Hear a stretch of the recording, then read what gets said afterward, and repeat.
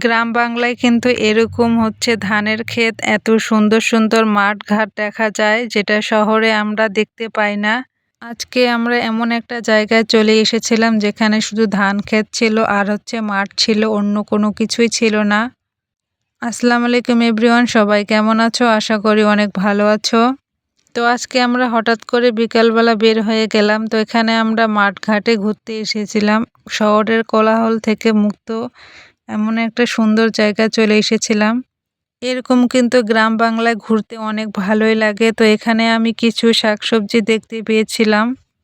এটা ছিল লাউ গাছ, আর লাউ শাকগুলো কত বড় বড় ছিল। গ্রামের একটা সুবিধা হচ্ছে তারা কখনোই বাজার কিনে খায় না। এরকম হচ্ছে মাঠে ঘাটে শাকসবজি অনেক পাওয়া যায়।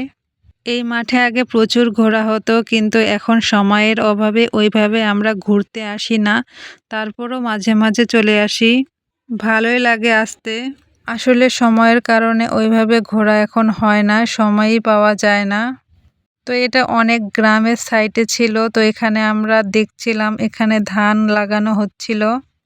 আসলে এটা কিন্তু গ্রাম বাংলায় দেখা যায়, আর এরকম দৃশ্য কিন্তু দেখতে অনেক ভালোই লাগে। তারপর এখানে কিছু ভিডিও ক্লিপ করে নিয়েছিলাম।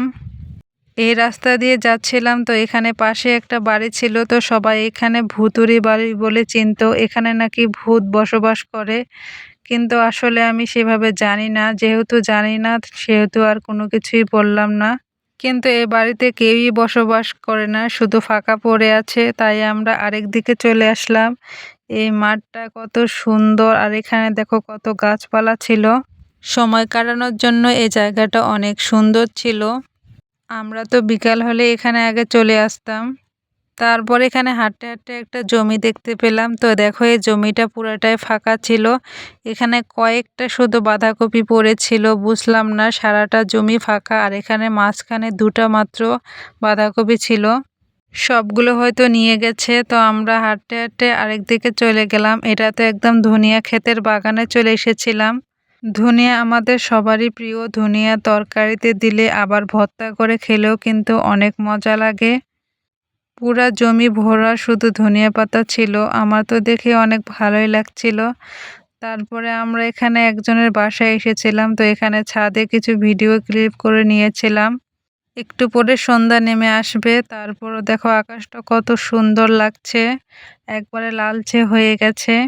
এই ছাদে অনেক ধরনের গাছপালা ছিল, এখানে সারি সারি অনেক টব লাগানো ছিল।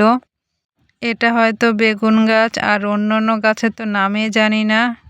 ভিডিওটা কে কোথায় থেকে দেখছো অবশ্যই কমেন্টে জানাবে, আর আমার ভিডিওগুলো কেমন লাগে অবশ্যই জানাবে। আজকের ভিডিওটা এই পর্যন্ত। সবাই ভালো থাকবে, সুস্থ থাকবে, আল্লাহ হাফেজ।